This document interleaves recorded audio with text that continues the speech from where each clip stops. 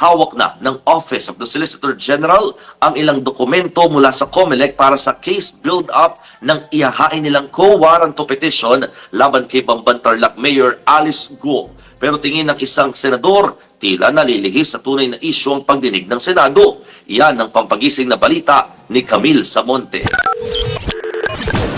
Inaalam na ng Office of the Solicitor General kung may sapat na basihan para maghain ng co-warranto petition laban kay Bamban-Tarlac Mayor Alice Guo. Ayon sa Commission on Elections, nagbigay na sila ng kopya ng mga hinihinging dokumento ng OSG.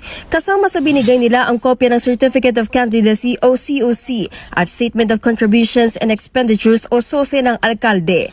Sa ilalim ng batas, OSG lang ang pwedeng maghain ng co-warranto petition para questionin ang kwalifikasyon ng mga halal na opisyal gaya ni Guo. Pero ayon kay Solicitor General Menardo Guevara, pwede pa rin daw mag-imbestiga ang ibang ahensya ng gobyerno laban kay Guo kung meron siyang ibang paglabag gaya ng misconduct, katiwalian at krimen. Una nang sinabi ni Senate President Cheese Escudero na OSG lang ang pwedeng kumestyon sa citizenship ni Guo sa pamamagitan ng paghahain ng co-warranto case. Bagamat kaduda-duda raw kasi ang pagkakakilanlan ng alkalde, nasa mga nag-aakusa pa rin ang responsibilidad para patunayan ang mga aligasyon laban sa kanya.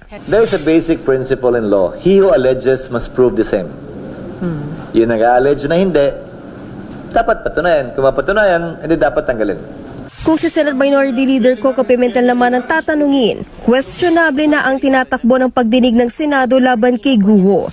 Nabaling na raw kasi sa citizenship ng alkalde ang issue, imbis na ungkatin ang anomalya sa mga pogo na dapat na raw paalisin sa bansa.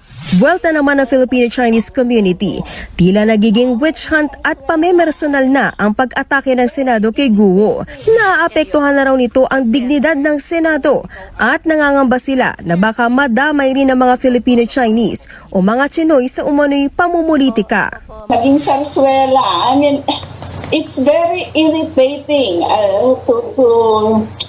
to see our senator with so many national problems going below decency and digging out dirt. Agad naman dumipensa si Senador Risa Hontiveros na siyang nangangasiwa ng pagdinig.